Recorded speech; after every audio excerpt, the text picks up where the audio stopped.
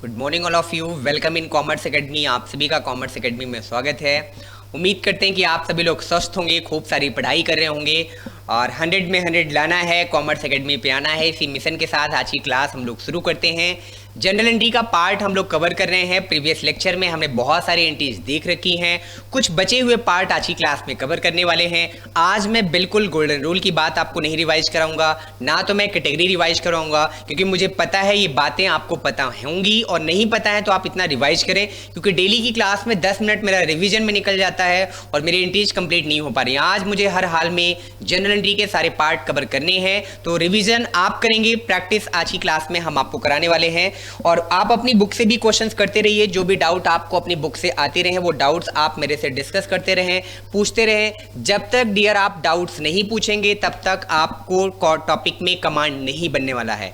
चलिए सर, तो आज की क्लास में हम लोग स्टार्ट करते हैं जनरल एंट्री। रूल वही हमारे पर्सनल, रियल, नॉमिनल। क्या है सर रूल, एक बार बता ही दीजिए सर, प्लीज़ बता दीजिए, नहीं तो हम लोग कुछ भूल चुके हैं, धूल मिट्टी जम चुकी है। आप नहीं बताएंगे तो थोड़ी प्रॉब्लम आएगी। हाँ जी सर, तो ये बात ये है कि पर्सनल अकाउंट में पर्सन की बात, रियल अकाउंट में एसेट्स की बात, नॉमिनल अकाउंट में इनकम और एक्सपेंडिचर की बात हम लोग करते हैं। पर्सनल अकाउंट कहता है sir debit the receiver, credit the giver. Real account कहता है debit what comes in, credit what goes out. Nominal account कहता है debit all losses and expenses, credit all gains and profit. अच्छा जी sir, अब हम लोगों को रूल रिवाइज हो गया। चलिए डिस्काउंट वाले ट्रांजैक्शन के साथ आज की क्लास हम लोग शुरू करते हैं। पहला ट्रांजैक्शन है sold goods to Gopal for the list price of at 10%। Sir discount के बारे में कुछ आप बताना चाहेंगे? बताने का मन तो नहीं है, लेकिन चलिए हम आपको डिस्काउंट के बारे में थोड़ा बहुत बता देते हैं। इसलिए बता देते हैं क्योंकि जब तक वो बात आपको कंफर्म नहीं होगी आपको पॉइंट समझ में नहीं आएगा। आज पहली एंट्री डिस्काउंट से ही शुरू हो रही है, इसलिए थोड़ी बातें हम आपको डिस्काउंट की कर देते हैं। देखो, डिस्काउंट का मतलब होता है जब हम पेमेंट में अमाउंट रिड्यूस करके पेमेंट आउटसाइडर को देते हैं, रिसीव करते हैं पैसा, तो उसी को हम डिस्काउंट कहते हैं। डिस्काउंट की प्रॉपर डिफिनेशन भी है, वो आप बुक से पढ़ लीजिएगा। डिस्काउंट हमारे कॉमर्स में अकाउंट में दो वैरायटी का मिलेगा। एक सर होगा हमारा ट्रेड डिस्काउंट और दूसरा हमारा कौन सा डिस्काउंट होगा सर? दूसरा हमारा होगा कैश डिस्काउंट। कैश डिस्काउंट का मेन पर्पज होता है कैश की रिकवरी, कि कैश जल्दी से जल्दी रिकवर हो जाए, इसलिए कैश डिस्काउंट आपका अप्लाई किया जाता है। ट्रेड डिस्काउंट सेल को प्रमोट करने के पर्पज से किया जाता है। ट्रेड डिस्काउंट, और ट्रेड डिस्काउंट हमेशा लिस्ट प्राइस पे निकाला जाता है। तो सर ट्रेड डिस्काउंट का मेन पर्पज है सेल को प्रमोट करना और ये लिस्ट प्राइस पर कैलकुलेट किया जाता है। दूसरी सबसे बड़ी बात, ट्रेड डिस्काउंट को कभी हम अपनी बुक्स में रिकॉर्ड नहीं करते हैं। ट्रेड डिस्काउंट को कभी हम अपनी बुक्स में रिकॉर्ड नहीं करते हैं। Okay sir.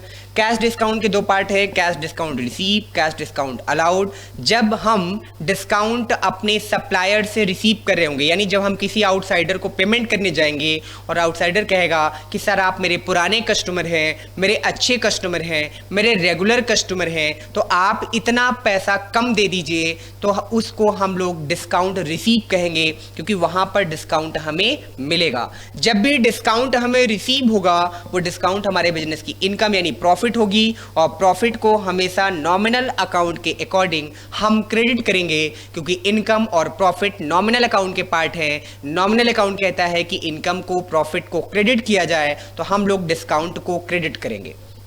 लेकिन अगर हमने अपने कस्टमर को, हमारे बिजनेस ने डिस्काउंट दिया, यानी जो हमारा कस्टमर है वो कहता है कि सर हम इतना पेमेंट आपको कम करेंगे।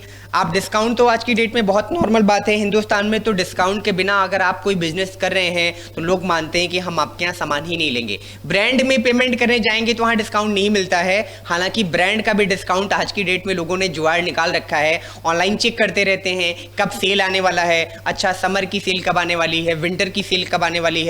लोग कहते हैं कि फेब के महीने में या मार्च में ना विंटर के वूलन्स के कपड़े बहुत सस्ते हो जाते हैं, बहुत अच्छे डिस्काउंट मिलते हैं, फिर वहाँ सेल बढ़ जाती है। डिस्काउंट का सेल से बड़ा अच्छा रिलेशन भी है। तो डिस्काउंट जब हम अपने कस्टमर को देंगे तो हमारे लिए डिस्काउंट अलाउड कहलाएगा। जब हमें सप्लायर से डिस्काउंट मिलेगा तो वो हमारे लिए डिस्काउंट रिसीव कहलाएगा। जब डिस्काउंट मिल रहा होगा तो डिस्काउंट रिसीव, उसको क्रेडिट करेंगे। जब डिस्काउंट हम अलाउ कर रहे होंगे तो हमारे लिए लॉस, और उसको हम लोग क्या कर रहे होंगे सर? डेबिट कर रहे होंगे। तो आज की क्लास में हम जो आपको क्वेश्चन कराने चल रहे हैं वो क्वेश्चन डिस्काउंट पे ही होने वाला है, तो इसलिए मैंने कहा एक बार हम आपको पॉइंट रिवाइज कर देते हैं। ट्रांजैक्शन है sold sold goods to Gopal of the list price of at 10% trade discount. कहते हैं गोपाल को हमने लिस्ट प्राइस पर सामान सेल किया और ट्रेड डिस्काउंट हमारा क्वेश्चन का 10% है। लिस्ट प्राइस है और 10% की बात भी हो रही है। चलिए तो हम लोग क्वेश्चन देख लेते हैं कि कैसे इसका क्वेश्चन होना है। तो पहले मैं ट्रांजेक्शन यहाँ पे लिख दूं ताकि आपको ट्रांजेक्शन में कंफ्यूजन ना हो। सोल्ड, या यहाँ पे मैं लिख देता हूं goods sold to Gopal, Gopal at list price rupees 60,000 with trade discount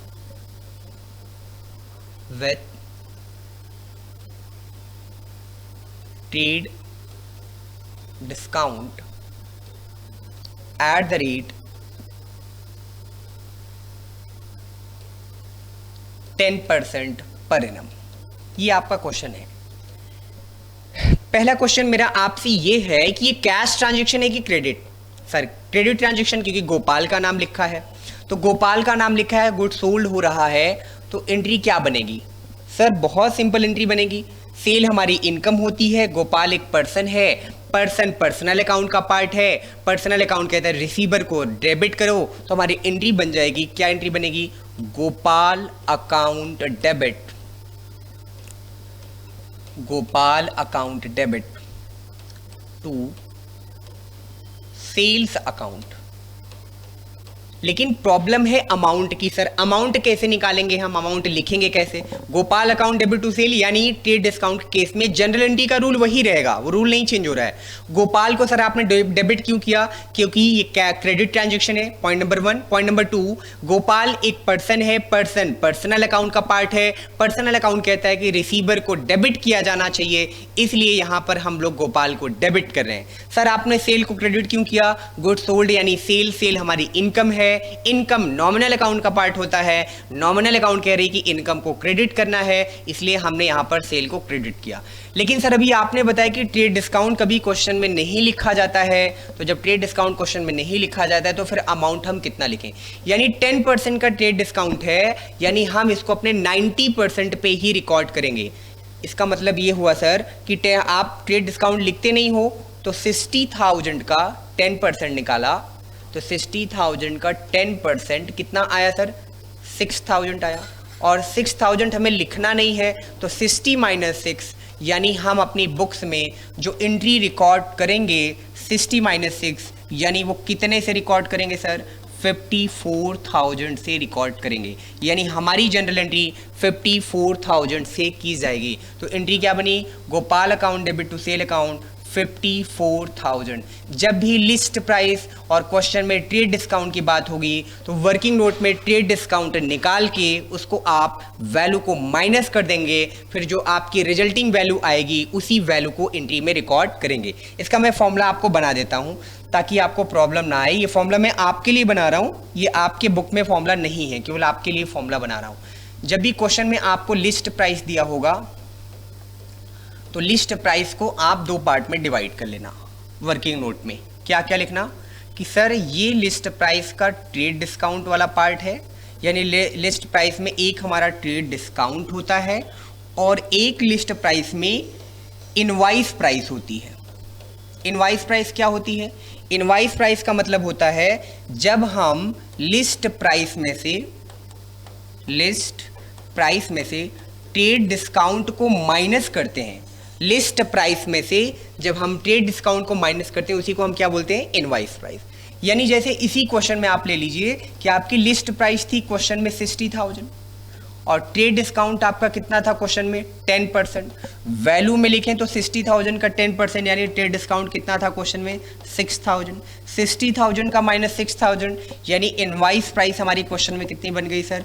54,000। Entry हमेशा 54,000 पे ही की जाएगी, इसका आप ध्यान रखेंगे। अच्छा जी सर, तो सर ये वाला वर्किंग नोट ज़्यादा आसान था, जो आपको इजी लगे दोनों में वो अप्लाई कर लीजिए। लेकिन अभी इसमें आपका रिटर्न आएगा, डिस्काउंट आएगा, कई चीज़ें इसमें आएंगी, इसलिए मैं आपको जो है वो पार्ट बताता चल रहा हूँ। तो Gopal account debit to sale. Trade discount जब भी क्वेश्चन में दिया होगा आप तुरंत समझ जाना कि ये लिस्ट प्राइस का पार्ट है। लिस्ट प्राइस पर कभी हम क्वेश्चन लिस्ट प्राइस को कभी हम अपनी बुक्स में रिकॉर्ड नहीं करते। ट्रेड डिस्काउंट को भी कभी नहीं लिखा जाता है। तो कैलकुलेशन करके ट्रेड डिस्काउंट की वैल्यू को माइनस करेंगे, जो रिजल्टिंग फिगर बनेगी बचेगी वैल्यू, उसी को हम एंट्री में रिकॉर्ड करेंगे। ठीक है सर। ट्रांजेक्शन नंबर नेक्स्ट, इसी से तो कनेक्टेड नहीं है।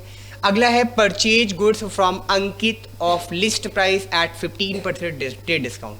कहते हैं सर अंकित से हमने सामान खरीदा, चलिए एंट्री कर लेते हैं। Goods purchase from Ankit,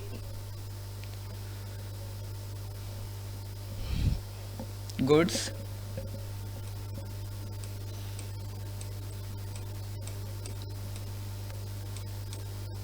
purchased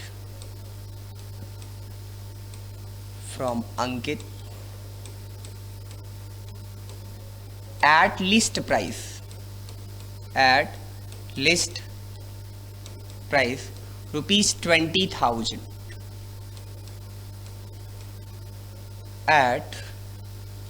at the rate 15% trade discount।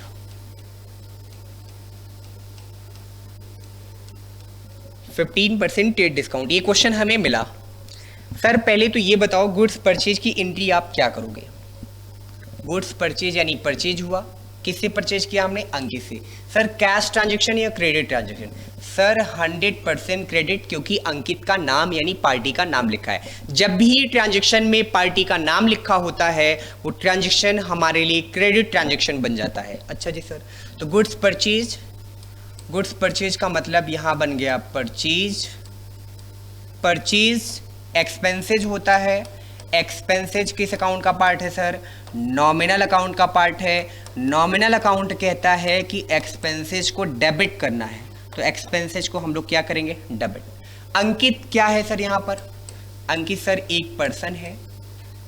Person किस अकाउंट का पार्ट है सर, पर्सनल अकाउंट का पार्ट है। पर्सनल अकाउंट कहता है कि रिसीवर या गिवर, तो सर अंकित यहाँ पर रिसीवर है। रिसीवर को हम डेबिट करेंगे या क्रेडिट, तो debit the receiver, credit the giver. तो अंकित को हम यहाँ पर क्या करने वाले हैं सर, डेबिट। एंट्री क्या बनेगी सर, सॉरी अंकित यहाँ पर गिवर है, हम परचेज कर रहे हैं सर, तो ठीक है सर हम यहाँ पर कर रहे हैं गिवर और ये हमारा हुआ क्रेडिट, क्योंकि जब आप अंकित से खरीदोगे तो अंकित तो गिवर हो जाएगा ना, तो debit the receiver, credit the giver. Entry क्या बनेगी सर, एंट्री बन जाएगी, मैं इसको रफ कर दूं, हाँ रफ करके मैं एंट्री कर देता हूं, क्योंकि ये बात तो आपको पता ही है, मैं बोलता भी चल रहा हूं, आप नोट साथ में बनाते ही चलते हैं तो आप लिखते भी चलेंगे। तो एंट्री आपकी बनेगी purchase account debit to Ankit account. तो एंट्री बन गई purchase account debit to Ankit account. Amount कितना लिखा जाएगा सर, ट्रेड डिस्काउंट तो लिखा नहीं जाता। वर्किंग नोट अगर हम करें, हमारे माइंड में आ गया वर्किंग नोट 20,000 का 15% यानी 3,000, 20 - 3 एंट्री 17,000 पे होगी। और शॉर्टकट 20,000 का अगर 15% ट्रेड डिस्काउंट है तो इसका मतलब 85% इनवाइस प्राइस है, एंट्री इनवाइस प्राइस पे होती है। सर हम 17,000 पे एंट्री करेंगे, बात खत्म। 20,000 का 15% 3,000 ट्रेड डिस्काउंट है। ट्रेड डिस्काउंट कभी भी बुक्स में नहीं रिकॉर्ड होता है, तो सर हम 3,000 को नहीं लिखेंगे, तो 20 - 3 यानी 17,000 हम अपनी बुक में एंट्री में लिखेंगे। वर्किंग नोट करोगे तो ये देखो 20,000 इंटू 15%, 15/100 करोगे तो वैल्यू कितनी आ जाएगी 3,000, और 20 - 3 करोगे तो 20 - 3 यानी 17,000 आपकी बुक में एंट्री रिकॉर्ड की जाएगी। क्या ये पॉइंट क्लियर है? चलिए एंट्री देख लेते हैं। अमाउंट यहाँ पे लिख देते हैं, बस एंट्री तो हो ही चुकी सर, तो 17,000 और यहाँ पे भी कितना लिखेंगे 17,000। Point clear? हाँ जी सर बिल्कुल पॉइंट क्लियर है। अब आपसे क्वेश्चन में आगे क्या कह रहा है, ट्रांजैक्शन नेक्स्ट पढ़ लेते हैं। सर अगले ट्रांजैक्शन में क्वेश्चन हमसे कह रहा है प्रीतम परचेज गुड्स फ्रॉम अस। बहुत ध्यान से सुनेंगे, ट्रांजैक्शन अच्छा ट्रांजैक्शन है। लिखा है प्रीतम परचेज गुड्स फ्रॉम अस। प्रीतम नाम का एक कैंडिडेट है, उसने हमसे गुड्स परचेज किया। हमें प्रीतम के हिसाब से सोचना है सर, या हमें बिजनेस के पॉइंट ऑफ व्यू से सोचना है? हमें हमेशा बिजनेस के पॉइंट ऑफ व्यू से सोचना है। प्रीतम ने हमसे गुड्स खरीदा तो हमने क्या किया सर? सेल किया। बच्चे क्या करते हैं? परचेज देखते ही कहते हैं सर ये तो परचेज की एंट्री है, जबकि एक्चुअली ये सेल की एंट्री है। बस ट्रांजैक्शन में, ग्रामर में आपके साथ खेलकर ये एग्जामिनर क्वेश्चन आपसे गलत करा देता है। तो goods, Pritam purchase goods from us. चलिए ट्रांजैक्शन आपको बता देते हैं। सर अब तो समझ आ गया, एंट्री कर लेंगे जब आपने बेसिक बात बता दी। क्या थी बेसिक बात? प्रीतम परचेज्ड गुड्स फ्रॉम अस ₹50,000 ले लेते हैं हम।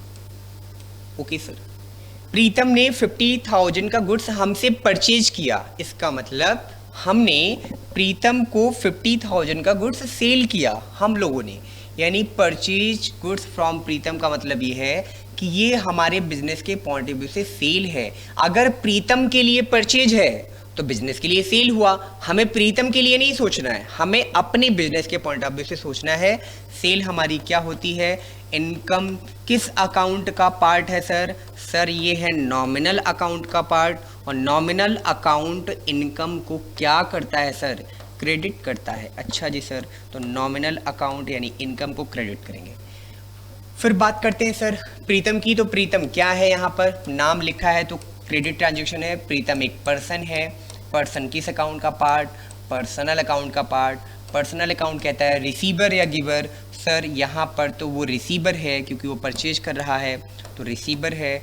Debit the receiver, credit the giver, यानी एंट्री जो बनेगी, क्या एंट्री बनेगी? Pritam account debit to sale account. तो एंट्री कर लेते हैं हम लोग। क्या एंट्री करेंगे हम लोग? प्रीतम account debit to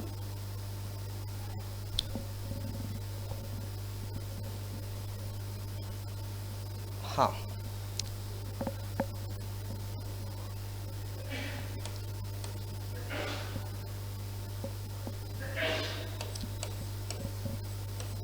Pritam account,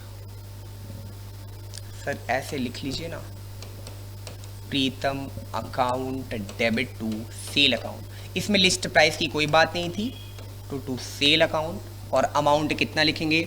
50,000।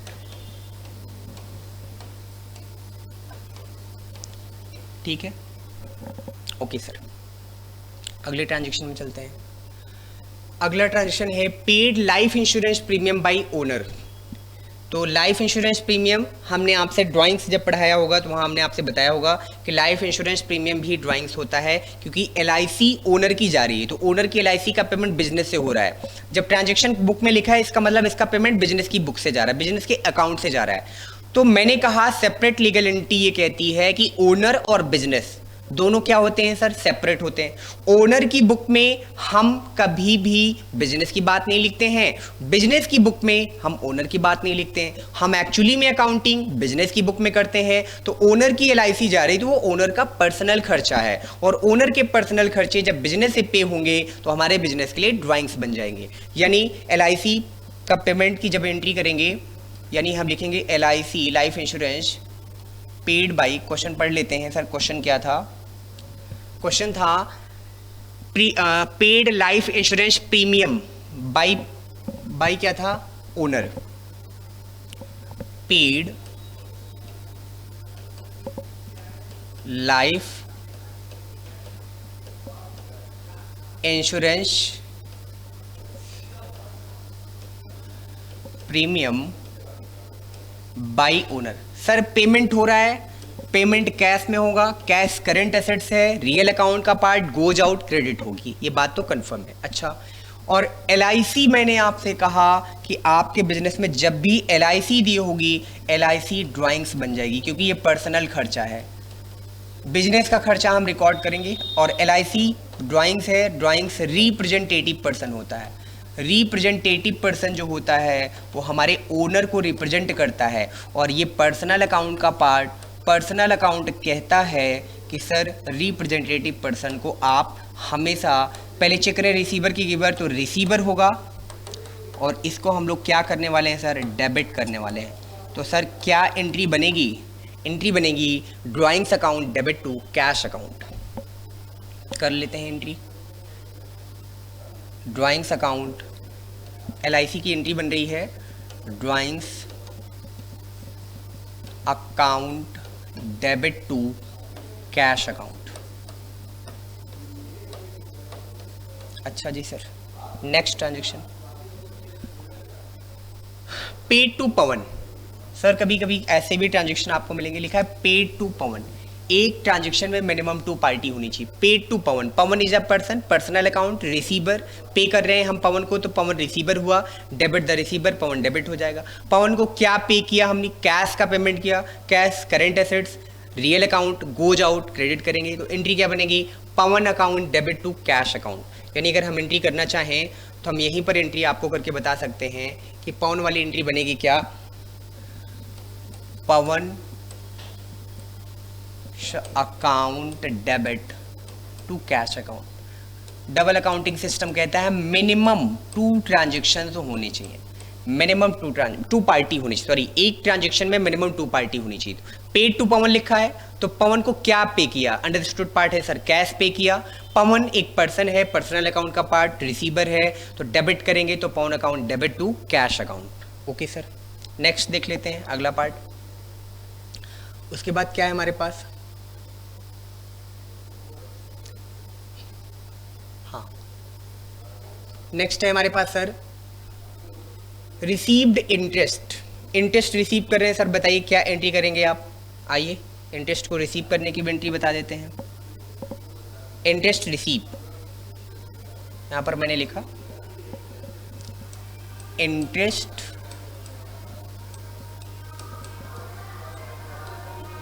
Received ₹20,000। Amount कुछ भी ले सकते हैं आप एंट्री करते समय एज पर योर क्वेश्चन।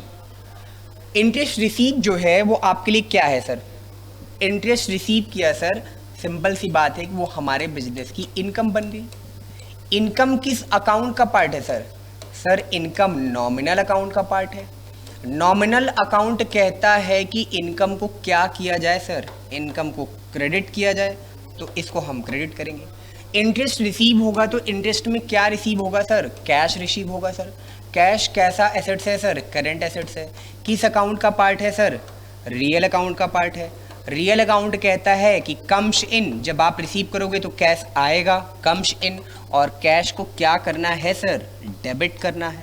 तो इसको हम लोग क्या करने वाले हैं, डेबिट करने वाले हैं। एंट्री क्या बनेगी सर, एंट्री भी बता दीजिए जल्दी से आप। ये देखिए ना एंट्री, सर वैसे तो एंट्री हम लोग खुद ही कर लेंगे, आपको बताने की ज़रूरत भी नहीं है क्योंकि रिसीव हो रहा है तो कैश आएगा। कैश अकाउंट डेबिट टू क्या लिखेंगे, इंटरेस्ट अकाउंट। अमाउंट कितना लिखने वाले हैं सर, जितने का हमें रिसीव हुआ 20,000। सर इतना आसान है जनरल एंट्री। अब तो हम लोग जनरल एंट्री पे कमांड बना लेंगे। हाँ अगला क्या है, रिसीव इंटरेस्ट भी हो गया। सैलरी ड्यू, बड़ी इंपॉर्टेंट एंट्री मिल गई, सैलरी ड्यू। सैलरी ड्यू का मतलब क्या है, सैलरी ड्यू वर्ड का मतलब है कि सैलरी पे करनी थी, अभी तक हम पे नहीं कर पाए। जब भी सैलरी पेड का मतलब सैलरी का पेमेंट हुआ, सैलरी ड्यू का मतलब जो सैलरी हमें देनी थी एम्प्लॉइयों को और अभी तक हम एम्प्लॉय को सैलरी नहीं दे पाए, वही हमारे लिए सैलरी ड्यू कहलाती है। अच्छा जी सर, चलिए एंट्री बता दीजिए सर। तो यहाँ पर पहले ट्रांजेक्शन लिख देते हैं, फिर आपको बताते चलते हैं। हर ट्रांजेक्शन में आप मेरे साथ कुछ नया सीख रहे हैं, सबसे अच्छी बात। और एक बार आपने ये वीडियो कवर कर लिया फिर आपको कभी कोई दिक्कत नहीं आएगी। सैलरी ड्यू ₹5,000 लिख लेते हैं। तो सैलरी ड्यू बिजनेस की क्या है, लाइबिलिटी है। ड्यू का मतलब देना है, अभी तक दिया नहीं हमने, लाइबिलिटीज है ये, कभी कैश में हो ही नहीं सकता क्योंकि ड्यू का मतलब the amount which is due on business liable to pay, जो बिजनेस अभी पेमेंट करने के लिए लाइबल है वही तो लाइबिलिटी है। तो सैलरी ड्यू की एंट्री कभी कैश में नहीं होगी, तो क्या एंट्री करेंगे इसकी एंट्री बनेगी सैलरी अकाउंट डेबिट, क्योंकि सैलरी बिजनेस का खर्चा है वो तो डेबिट होगा ही, डेबिट होगा सैलरी अकाउंट डेबिट। अगर कैश में पे किया होता तो लिखते टू कैश, पे नहीं कर पाए तो उसको लिखते हैं हम आउटस्टैंडिंग सैलरी। ड्यू को हम बोलते हैं आउटस्टैंडिंग सैलरी। रेंट, अगर सर क्वेश्चन में लिखा हो रेंट ड्यू है तो rent account debit to outstanding rent. अगर हम कहते हैं कमीशन ड्यू है सर तो commission account debit to outstanding commission. अच्छा जी सर, तो ये पार्ट आपका किसका है? ड्यू का, यानी आउटस्टैंडिंग का पार्ट ये है। ओके, नेक्स्ट ट्रांजेक्शन देख लेते हैं। Paid income tax. हाँ जी सर, इसके बारे में बताइए। इसका तो बहुत नाम सुना है हम लोगों ने। Paid income tax, income tax का पेमेंट।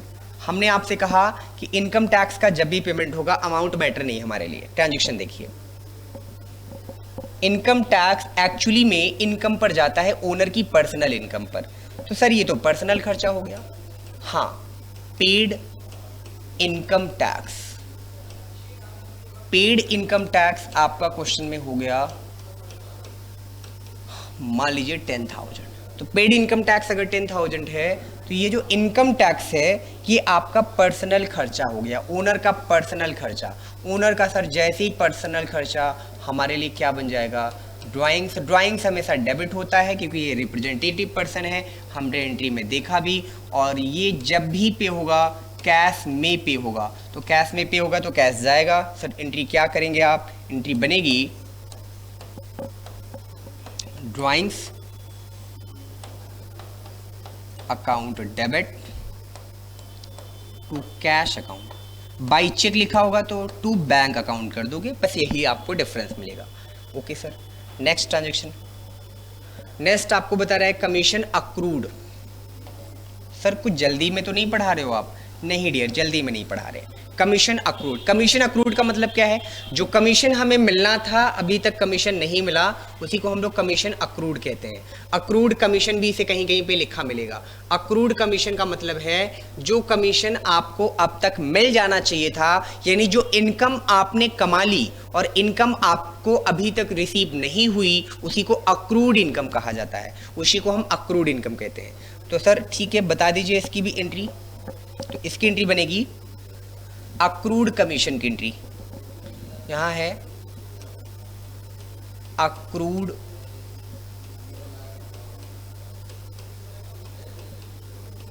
कमीशन ₹5,000। राइट, क्या एंट्री बनेगी अक्रूड कमीशन की? सर अक्रूड कमीशन की एंट्री बनेगी, अक्रूड कमीशन होता क्या है? जो इनकम आपने कमा ली अभी आपको मिली नहीं, वो आपके बिजनेस के लिए एसेट्स हो जाती है। और मिलनी है, क्या मिलनी है? इनकम मिलनी है। तो सर एंट्री बताइए फिर। एंट्री बनती है इनकम बढ़ रही है, सॉरी एसेट्स बढ़ रही है, तो एसेट्स को डेबिट करते हैं। Accrued commission account debit to commission account. Sir commission को क्रेडिट क्यों कर रहे हैं? क्योंकि कमीशन हमारी इनकम है, इनकम मिलनी थी, मिली नहीं, और मिलती तो cash account debit to commission करते, लेकिन कैश के फॉर्म में नहीं मिली, अभी नहीं मिली, आगे चल के मिलेगी, तो उसको हम अक्रूड कमीशन बोलते हैं। तो अक्रूड कमीशन एसेट्स है, एसेट्स बढ़ रही है तो उसको डेबिट करेंगे डील क्लिप के अकॉर्डिंग, और कमीशन हमारी इनकम है तो वो भी हमारी बढ़ रही है, इनकम को हम क्रेडिट करते हैं अकॉर्डिंग टू नॉमिनल अकाउंट, इसलिए हमने कमीशन को यहाँ पर क्या किया? क्रेडिट। अमाउंट कितना लिखेंगे sir? As per question formatting date particular LF amount में लिखेंगे। हर एंट्री के साथ नरेशन आप लिखते चलेंगे। जब तक आप अपने बुक से एक दो एग्जाम्पल नहीं करेंगे तब तक आप सिस्टमैटिक तरीके से चीज़ों को नहीं सीख पाएंगे। ओके सर, चलिए नेक्स्ट चलते हैं सर। नेक्स्ट है हमारा purchase goods from Anil of a list price 10% off trade discount. Purchase goods return goods to Anil at the list price, paid cash to Anil in full settlement. देखिए इसी की बात कर रहे थे, एक साथ 3 ट्रांजेक्शन मिले, परचेज करने का, रिटर्न करने का और पे करने का। चलिए बताते हैं, बड़ा अच्छा ट्रांजेक्शन है, सीखते चलते हैं। लिस्ट प्राइस भी है इसमें।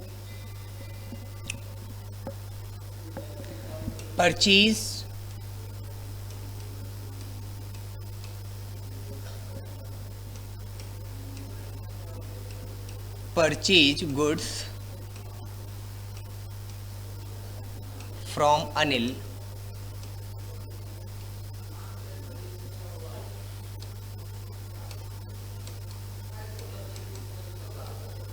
at list price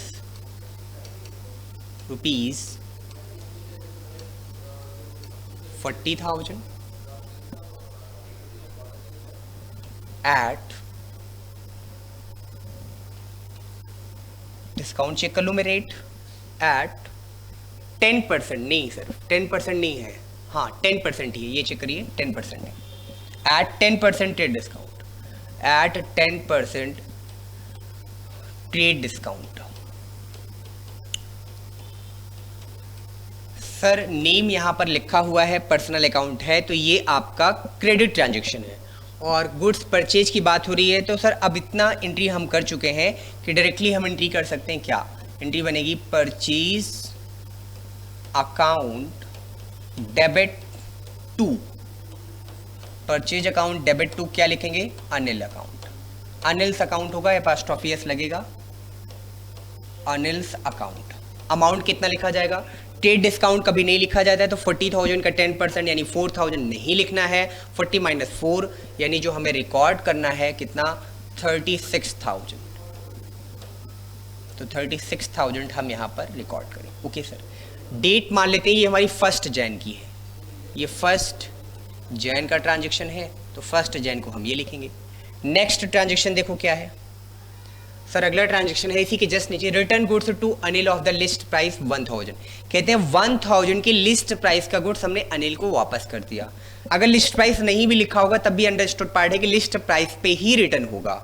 okay sir, return कर रहे हैं किसको? हम अनिल को, हम परचेज किए हैं और रिटर्न कर रहे हैं, तो परचेज रिटर्न, परचेज हमेशा डेबिट तो परचेज रिटर्न क्रेडिट। किसको किया? अनिल को। अनिल एक पर्सन है, पर्सन पर्सनल अकाउंट का पार्ट होता है, और पर्सनल अकाउंट के अकॉर्डिंग ये रिसीवर है, और पर्सनल अकाउंट कहता है डेबिट द रिसीवर, तो अनिल को हम लोग डेबिट करने वाले हैं। तो एंट्री हमारी क्या बनेगी? Anil account debit to purchase return हमेशा क्रेडिट हो जाएगा, तो टू परचेज रिटर्न कितना अमाउंट लिखेंगे सर? 1000 रिटर्न करें लिस्ट प्राइस पे, क्वेश्चन में देख लीजिए 1000 हम रिटर्न करें लिस्ट प्राइस पे, तो लिस्ट प्राइस में ट्रेड डिस्काउंट भी तो होता है, इस पे भी रिटर्न वाले पे भी ट्रेड डिस्काउंट निकालेंगे, ध्यान रखना, कंफ्यूज मत होना। 1000 का 10% यानी 100 रुपीज़ हमारा माइनस हो जाएगा, यानी हम जो रिटर्न करेंगे वो कितने से रिटर्न करेंगे सर? 900, तो 900 का हमारा रिटर्न हो गया। ठीक सर, ये परचेज करने की एंट्री हो गई, ये रिटर्न करने की एंट्री। एग्जाम्पल के तौर पे हमने ले लिया कि डेट हमारी 15 जैन है। अब अगली इंफॉर्मेशन हमें क्वेश्चन में क्या दे रहा है? क्वेश्चन में कह रहा है कि paid cash to Anil in full settlement of his account 34,000। Actually में 34 नहीं होना चाहिए, यहाँ पर आपकी वैल्यू, क्योंकि ये 1000 के अकॉर्डिंग ये आपकी वैल्यू लिखी हुई है, तो ये वैल्यू आपकी होनी चाहिए 36 माइनस 900, ये वैल्यू आपकी होनी चाहिए 001,5 35,000 आपका, ये आपकी ये वैल्यू होनी चाहिए। तो चलिए 35 यहाँ पे लिख लेते हैं जी सर, 35 लिख लिया जाए, तो 40 माइनस 4 36, 36 माइनस 1 35, तो यहाँ पर हम 35,000 4 ये करेंगे, 900 ये करेंगे, तो 35 वैल्यू मैं यहाँ पे चेंज कर रहा हूँ। चलिए एंट्री में हम आप देखें, फुल सेटलमेंट में वो 35,000 का पेमेंट करा है, वर्किंग पूरी कंफर्म करें। अनिल से हमने परचेज कितने में किया था? तो सर अनिल से हमने परचेज किया था, परचेज फ्रॉम अनिल हमने किया था 40,000, बट 40,000 में हमें 4,000 का क्या मिल गया सर? 40,000 में 4,000 का ट्रेड डिस्काउंट मिला। ट्रेड डिस्काउंट की एंट्री कभी नहीं होती है, हम अपनी बुक में जो एंट्री रिकॉर्ड करते हैं डियर, वो इनवाइस प्राइस पे रिकॉर्ड करते हैं। इनवाइस प्राइस का फॉर्मूला क्या होता है सर? इनवाइस प्राइस का फॉर्मूला होता है list price minus trade discount, यानी ये वैल्यू 40,000 जो है हमारे क्वेश्चन में, ये कैसी प्राइस है सर? ये क्वेश्चन के पॉइंट ऑफ व्यू से लिस्ट प्राइस है। ठीक है सर, क्वेश्चन में ट्रेड डिस्काउंट सर कितना परसेंट था? तो क्वेश्चन में ट्रेड डिस्काउंट था आपका एट द रेट 10%, तो 40,000 का 10% अगर हम लिखें तो यानी कितना? 4,000। और इनवाइस प्राइस कितना बन जाएगा सर? तो इनवाइस प्राइस क्वेश्चन में हमारा बनेगा 40,000 माइनस 4,000, 40,000 माइनस कितना बनेगा? 4,000, यानी आपको 36,000 से एंट्री फर्स्ट रिकॉर्ड करनी चाहिए थी, और हम लोगों ने रिकॉर्ड भी की। फिर इस इनवाइस प्राइस में जो 36,000 हमने सेल किया उसमें कुछ रिटर्न हो गया, और जो रिटर्न हुआ उसको कैसा रिटर्न हमने बोला, परचेज रिटर्न हमने बोला। यहाँ पे लिखा परचेज रिटर्न। कितने का परचेज रिटर्न हो रहा था सर? तो क्वेश्चन ने बताया 1000 का रिटर्न हो रहा है। जो 1000 का रिटर्न हो रहा है डियर, वो लिस्ट प्राइस पे ही हो रहा है। तो 1000 का 10% यानी 100 माइनस करेंगे, यानी जो रिकॉर्ड होने वाली एंट्री है वो 900 है, यानी 900 का हमने रिटर्न कर दिया। अब हमको मिलना कितना चाहिए था? तो 3600 माइनस 900, सर हमको अमाउंट रिसीव होना चाहिए था कितना? ₹35,000। कितना रिसीव होना चाहिए था? 35,100। बट हमसे क्वेश्चन में कह रहा है कि हमें जो अमाउंट रिसीव हुआ ना, वो एक्चुअली में रिसीव हुआ कितना हुआ? कहते हैं सर फुल सेटलमेंट में हमें रिसीव हुआ actual amount receive. Actual amount कितना रिसीव हुआ सर? क्वेश्चन कह रहा है कि 35,000। आपको 35,100 मिलना चाहिए था, बट आपको क्वेश्चन में 35,000 ही रिसीव हुआ। इसका मतलब आपको कितना रिसीव नहीं हुआ सर? इसका मतलब रिसीव नहीं हुआ 100 रुपीज़। जो 100 रिसीव नहीं हुआ वो आपके क्वेश्चन के लिए क्या बन जाएगा? डिस्काउंट। क्वेश्चन कभी आपको नहीं ये बात बताएगा। आपको क्वेश्चन करते समय ये पॉइंट अपने माइंड में रखना है कि आपने कितने का सेल या परचेज किया है, उसमें से कितना आपका रिटर्न हुआ है, रिटर्न के बाद आपको कितना पेमेंट ड्यू था, यानी नेट पेमेंट आपका कितना बना, और आपने पेमेंट एक्चुअली में कितना किया। तो वहां से आपको पता चलेगा कि आपके डिस्काउंट का अमाउंट क्या निकल कर आएगा। जब भी क्वेश्चन में फुल सेटलमेंट लिखा होगा वहां पर डिस्काउंट आपका हिडन हो जाएगा। इसका मतलब क्वेश्चन करते समय फुल सेटलमेंट को देखते ही आप समझ जाना कि क्वेश्चन में कहीं ना कहीं डिस्काउंट की बात जरूर हो रही है। चलिए मैं रिपीट करता हूं, एक बार आप देखिए ध्यान से क्वेश्चन में क्या क्या बातें थी। कहते हैं सर 1 जैन को हमने अनिल से परचेज किया, कितने में? 40,000 में, और लिस्ट प्राइस पे परचेज किया।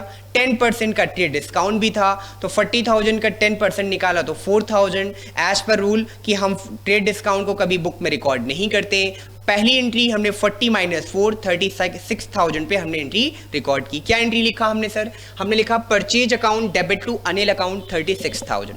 फिर कहते हैं सर 15 जैन को डैमेज की वजह से या किसी रीजन से हमने 1000 का गुड्स अनिल को रिटर्न कर दिया। परचेज किया था, रिटर्न किया, तो ये हमारे लिए क्या बना? परचेज रिटर्न बन गया। कितने का रिटर्न किया सर? वैसे तो क्वेश्चन कह रहा है कि 1000 का, लेकिन उस 1000 में 10% का हमारा ट्रेड डिस्काउंट भी है। ट्रेड डिस्काउंट कभी हम रिकॉर्ड नहीं करते, तो 1000 का 10% अगर हम निकालेंगे तो कितना आएगा सर? 100 आएगा। तो 1000 का 10% निकाला तो 100, यानी हम रिटर्न वाली एंट्री केवल कितने से रिकॉर्ड करेंगे सर? 900 से रिकॉर्ड करेंगे। तो देखिए आपके रिटर्न की एंट्री रिकॉर्ड हुई Anil account debit to purchase return. Sir आपने अनिल को डेबिट क्यों किया? क्योंकि एज पर रूल अनिल एक पर्सन है, पर्सनल अकाउंट का पार्ट, और पर्सनल अकाउंट कहता है कि अनिल यहाँ रिसीवर है। जब हम रिटर्न करेंगे तो अनिल रिसीव करेगा, तो अनिल यहाँ पर रिसीवर, और debit the receiver credit the giver, इसलिए हमने अनिल को यहां पर डेबिट किया। सर परचेज रिटर्न को आपने क्रेडिट क्यों किया? क्योंकि परचेज हमेशा डेबिट होगा, तो परचेज रिटर्न उसकी अपोजिट साइड यानी क्रेडिट में जाएगा। तो परचेज रिटर्न को हमने क्या कर दिया? क्रेडिट। एंट्री क्या बनी? Anil account debit to purchase return. Okay sir, ये भी हम लोगों को क्लियर हो गया। अब बात करते हैं फुल सेटलमेंट वाले एंट्री की। उसके पहले हमने आपको ये लॉजिक समझाया, अभी मैं रफ कर दूंगा, बस आप इसको नोट कर लीजिएगा। वीडियो लेक्चर में जब भी आप देखिएगा इसको नोट करते चलिएगा, तभी आपका ये क्वेश्चन कंप्लीट हो पाएगा। 40,000 लिस्ट प्राइस है, 10% का ट्रेड डिस्काउंट है, तो 40 का 10% निकाला तो सर 4,000। 40 माइनस 4 इनवाइस प्राइस कितना आई सर? 36। वर्किंग नोट में आपको समझा रहा हूँ। फिर 36 में हमने रिटर्न किया कितने का? 900 का। तो हमें अमाउंट रिसीवेबल, अगर हम कहें कि हमें अमाउंट मिलना कितना चाहिए था सर, हमारा अमाउंट जो रिसीवेबल था वो हो गया हमारा कितने का? 35,100 का। अगर 36 में से 900 का रिटर्न हो गया तो 35,100 का अमाउंट हमें पे करना चाहिए था, क्योंकि हमने परचेज किया है। ओके सर, बट हमने एक्चुअली में पेमेंट किया कितना? कहते हैं सर एक्चुअली में पेमेंट हमने किया एक्चुअल अमाउंट पेड। तो एक्चुअल अमाउंट कितना हमने पे किया? तो कहते हैं सर एक्चुअल अमाउंट पेड हमने किया कितना? 35,100 हमको पे करना था, हमने पे किया केवल 35,000, यानी 100 का पेमेंट हमने नहीं किया, तो 100 का डिस्काउंट हमें रिसीव हो गया। राइट, यहाँ पर डिस्काउंट हमें रिसीव हो रहा है। चलिए सर अब आप इसकी जल्दी से एंट्री बता दीजिए ताकि ये क्वेश्चन हमारा कंप्लीट हो जाए। पेमेंट किसको करेंगे हम लोग फुल सेटलमेंट में? सर अनिल को पेमेंट करेंगे। अनिल एक पर्सन है, पर्सनल अकाउंट, अनिल को डेबिट करना है, तो अनिल अकाउंट डेबिट। कितना अनिल को देना था? सर अनिल को तो सही मायने में 35,100 का पेमेंट आपको करना चाहिए था, बट आपने पेमेंट अनिल को दिया कितना? To cash. फुल सेटलमेंट में हमने आपको बताया कि हमने फुल सेटलमेंट में अनिल को जो पेमेंट किया वो कितना किया? 35,000। तो कितना पेमेंट नहीं किया सर? सर हमने पेमेंट नहीं किया कितना? 100 रुपीज़। ये जो 100 पेमेंट नहीं किया ये हमारे लिए क्या बन गया? डिस्काउंट बन गया। टू डिस्काउंट का मतलब डिस्काउंट रिसीव हो रहा है, डिस्काउंट डेबिट में लिखा है तो इसका मतलब डिस्काउंट अलाउ हो रहा है। पॉइंट क्लियर है? हाँ जी सर।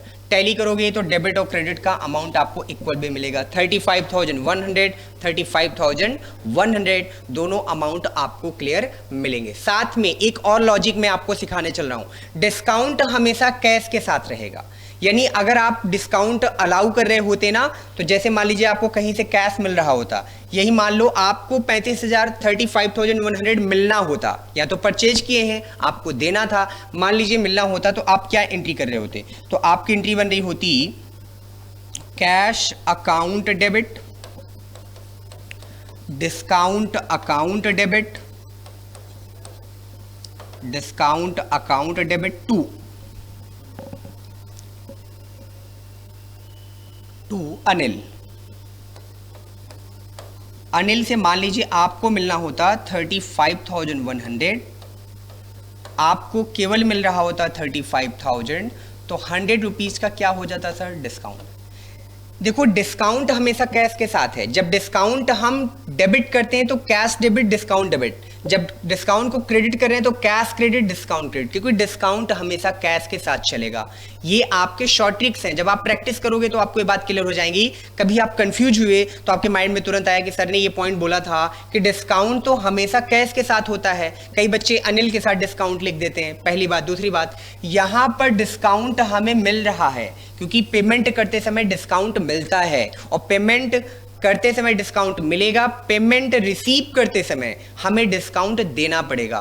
तो जब हम डिस्काउंट, हमें पैसा मिल रहा होगा तो हमें वहाँ पर डिस्काउंट देना पड़ेगा। डिस्काउंट जब हम अलाउ करते हैं तो जो डिस्काउंट अलाउ होता है वो हमारे बिजनेस का लॉस होता है। डिस्काउंट अलाउ को हम लोग डेबिट करते हैं, ये डिस्काउंट अलाउ है। लेकिन सर कभी डिस्काउंट अलाउड हम नहीं लिखेंगे, कुछ बुक में लिखा भी जाता है, आप नहीं लिखेंगे क्योंकि डेबिट का मतलब ही डिस्काउंट अलाउड है, जबकि क्रेडिट का मतलब डिस्काउंट आपका रिसीव होता है। तो यहाँ पर टू डिस्काउंट है यानी डिस्काउंट मिल रहा है, यहाँ पर डिस्काउंट डेबिट है, इसका मतलब आपका डिस्काउंट यहाँ पर अलाउ किया जा रहा है। क्या ये पॉइंट क्लियर हो गया? तो आप इस एंट्री को फिर से एक बार रिपीट कर लेंगे, एंट्री आप कर लेंगे। ये है आपके क्वेश्चन में गुड्स परचेज फ्रॉम अनिल। हमने 40,000 का परचेज किया ट्रेड डिस्काउंट पे, तो ये परचेज की एंट्री, ये डिस्काउंट की एंट्री। ये बीच में मैंने आपको वर्किंग नोट भी इसका प्रॉपर सिखा दिया। ऐसे आप वर्किंग नोट बनाते चलेंगे, वहाँ आपको कन्फ्यूजन, डाउट बिल्कुल भी नहीं आएगा। वर्किंग नोट आप नहीं बनाएंगे तो थोड़ा डाउट आपके माइंड में बनेगा। तो आप इसको देखते चलेंगे कि कैसे आप ये वाली पोस्टिंग करेंगे, अमाउंट कैसे आप लिखेंगे, और लास्ट एंट्री आपकी हो जाएगी। एग्जाम में क्वेश्चन में आपको डेट मेंशन होगी, डेट के अकॉर्डिंग क्रोनोलॉजिकल ऑर्डर में एंट्री आपको पास करनी है। ओके सर, चलिए अगले ट्रांजैक्शन में आ जाते हैं। तो ये तीनों ट्रांजैक्शन इंटरकनेक्टेड थे, ये तो आपको एक जगह मिल गए क्योंकि क्वेश्चन मैंने बनाया है, डेट को मैंने यहाँ माइंड नहीं किया है। एग्जाम में क्या होगा, प्रैक्टिकल बुक में क्या होगा कि 1 जैन को परचेज कर रहे होंगे, 15 जैन को हम रिटर्न कर रहे होंगे, और हमको 25 30 जैन या कोई ऐसी डेट होगी जहां पर हम पेमेंट करने जा रहे होंगे। यानी तीनों डेट आपकी अलग अलग होंगी, तो आप डेट के अकॉर्डिंग एंट्री करोगे, क्रोनोलॉजिकल ऑर्डर में ही एंट्री आप पास करेंगे। अगला है sold goods to Kailash, list price का ही क्वेश्चन है, रिटर्न है, रिसीव है, आप कर लेंगे। विद टू गुड्स, यहाँ पे अगला हम आपको बताने चल रहे हैं, ये वाली एंट्री ये थोड़ी इंपॉर्टेंट है, ये आप कर लेंगे, ये होमवर्क है आपके लिए। सेम जो परचेज पे बताया वही कंसेप्ट सेल पे अप्लाई हो रहा है। तो पहली एंट्री बनेगी क्या, कैलाश टू सेल, फिर बनेगा क्या, सेल्स रिटर्न टू कैलाश, फिर बनेगा cash account debit, discount account debit to Kailash. तो ये एंट्री आप कर लेंगे, बहुत आसान है। परचेज वाला पार्ट अगर अच्छे से समझ आ गया तो सेल वाला पार्ट आपको समझ में आ जाएगा। अगला है bid due for private use और अमाउंट आपको कितना लिखा है 5000। सर इसकी एंट्री बता दीजिए। चलिए एंट्री देख लीजिए। Bid due for private use, bid due for private use, bid due for private use, question में लिखा है 5000। Private use, personal use, LIC, income tax, ये सभी आपके बिजनेस के पॉइंट ऑफ व्यू से ड्राइंग्स है। ड्राइंग्स आपका रिप्रेजेंटेटिव पर्सन होता है। जनरल एंट्री करते समय ड्राइंग्स को हमेशा हम डेबिट करते हैं, क्योंकि रिप्रेजेंटेटिव पर्सन का मतलब हुआ पर्सनल अकाउंट। पर्सनल अकाउंट कहता है debit the receiver, credit the giver, इसलिए ड्राइंग्स को हम लोग डेबिट करेंगे। तो हमारी जब जनरल एंट्री होगी, जब हम अकाउंटिंग करेंगे, तो हम bid due for personal use या प्राइवेट यूज जो भी क्वेश्चन में लिखा होगा उसे हम क्या बोलेंगे सर, ड्राइंग्स बोलेंगे। तो यहां पर हमने लिखा ड्राइंग्स। ड्राइंग्स को हम क्यों डेबिट कर रहे हैं, यही लॉजिक हम आपको सिखा रहे हैं अपनी क्लास में, क्योंकि ड्राइंग्स एक्चुअली में रिप्रेजेंटेटिव पर्सन होता है, जो आपने प्रीवियस लेक्चर में सीखा मेरे साथ। रिप्रेजेंटेटिव पर्सन है। रिप्रेजेंटेटिव पर्सन किस अकाउंट में आएगा सर, पर्सनल अकाउंट में आएगा सर। पर्सनल अकाउंट में क्या रूल है सर, पर्सनल अकाउंट कहता है चेक करो कि ये रिसीवर है कि गिवर है। ये पर्सनल यूज के लिए लेकर जा रहा है तो सर हमेशा हमेशा रिसीवर होगा, और जब रिसीवर होगा तो रूल क्या है, debit the receiver, credit the giver. इसका मतलब जनरल एंट्री में ड्राइंग्स को हमें डेबिट करना होगा। ओके सर, ड्राइंग्स में वो क्या लेके जा रहा है ये चेक कर लो आप। सर वो घर पे लेके जा रहा है बिजनेस से कैश। कैश क्या होती है सर, कैश हमारे बिजनेस की करंट एसेट्स होती है। करंट एसेट्स किस अकाउंट का पार्ट होता है sir, current assets real account का पार्ट होता है। रियल अकाउंट कहता है सर चेक करिए कि जब ड्राइंग्स होगी तो कैश आएगा या कैश जाएगा। तो सर कैश जाएगा, क्यों जाएगा, मैंने आपको सेपरेट लीगल एंटिटी एक कंसेप्ट पढ़ाया। सेपरेट लीगल एंटिटी कंसेप्ट कहता है कि जब भी कोई ओनर किसी बिजनेस को मार्केट में इस्टेब्लिश करता है तो ओनर और उसका बिजनेस दोनों आपस में सेपरेट हो जाएंगे। ओनर के घर के खर्चे कभी बिजनेस की बुक्स में रिकॉर्ड नहीं होंगे। ओनर के बच्चे की फीस अगर जाती है तो वो ओनर की पर्सनल डायरी में, पर्सनल बुक्स में रिकॉर्ड होगी। बिजनेस की बुक में केवल बिजनेस के खर्चे रिकॉर्ड होंगे। अगर आप बिजनेस की बुक में पर्सनल खर्चे रिकॉर्ड करोगे तो आपका बिजनेस कभी एक्यूरेट प्रॉफिट नहीं बता पाएगा। आपके बिजनेस का प्रॉफिट अफेक्टेड हो जाएगा। आपका इनकम टैक्स रेगुलर नहीं जा पाएगा, यानी कहीं ना कहीं फ्रॉड की लिस्ट में आएगा। पर्सनल खर्चे कभी बिजनेस की बुक्स में रिकॉर्ड नहीं होते हैं, इसलिए पर्सनल खर्चों को हम क्या बोलते हैं सर, ड्राइंग्स बोलते हैं। तो ड्राइंग्स में ओनर बिजनेस से कैश लेकर घर जाएगा, तो एक्चुअली में बिजनेस से कैश जा रहा है। कैश करंट एसेट्स है, रियल अकाउंट का पार्ट है। करंट एसेट्स रियल अकाउंट कहता है सर चेक करो कम्स इन या गोज आउट, तो गोज आउट कैश बिजनेस से जा रहा है, तो कैश को हम लोग क्या करने वाले हैं सर, क्रेडिट करने वाले हैं। तो क्या एंट्री बनेगी, एंट्री बनेगी drawings account debit to cash account. क्या एंट्री बनेगी, मैं फिर से रिपीट कर दूं, drawings account debit to cash account. जब भी ड्राइंग्स की एंट्री आप करोगे, ड्राइंग्स आपको हमेशा हमेशा डेबिट में ही मिलेगा, क्योंकि ये रिप्रेजेंटेटिव पर्सन है। ड्राइंग्स में आपको personal use, private use, LIC, आपको इंश्योरेंस प्रीमियम, इनकम टैक्स, ये जब भी मिलता है ये सब आपके ड्राइंग्स के पार्ट होते हैं। अगर यही लिखा होता कि bid due cash from bank for personal use, यानी हम बिजनेस अकाउंट के बैंक से पैसा निकाल के पर्सनल यूज के लिए लेकर जा रहे हैं, तो हमारी एंट्री हो जाती है drawings account debit to bank account. वहाँ हम कैश, अपने काउंटर का कैश नहीं माइनस कर रहे होते, वहाँ बैंक का बैलेंस हम माइनस कर रहे होते, तो एंट्री बन जाती drawings account debit to bank account. उम्मीद करते हैं कि यहाँ तक की बातें आपको समझ में आ रही होंगी। हमारे लेक्चर्स आप सभी के लिए बेनिफिशियल होंगे, आपको पढ़ाई में सपोर्ट कर रहे होंगे। और अगर आपको हमारी क्लासेज अच्छी लग रही हैं, यूट्यूब का चैनल आप जरूर सब्सक्राइब करें, बेल आइकन दबाना आप बिल्कुल ना भूलें, ताकि आपको वीडियोज की नोटिफिकेशन टाइम टू टाइम मिलती रहे। और अगर आप मेरी फ्री बैचेज, पेड बैचेज दोनों अगर आप ज्वाइन करना चाहते हैं तो दोनों आपको कॉमर्स एकेडमी ऐप पे मिल जाएगा। तो गूगल प्ले स्टोर पर जाएं, कॉमर्स एकेडमी आप अपलोड करें, और वहाँ पर आपको सारे फ्री लेक्चर्स और पेड लेक्चर्स की सारी नोटिफिकेशन वहाँ पे मिल जाएगी। तो आज की क्लास यहीं तक, 100 में 100 लाना है तो कॉमर्स एकेडमी पे आना है। इसी मिशन के साथ 2021 हम लोग इस मिशन पे कंटिन्यू करते रहेंगे। तो कल की क्लास जरूर आप देखें, बाकी का पार्ट हम कल के लेक्चर में कवर करने वाले हैं। तो आज की क्लास यहीं तक। Thank you so much.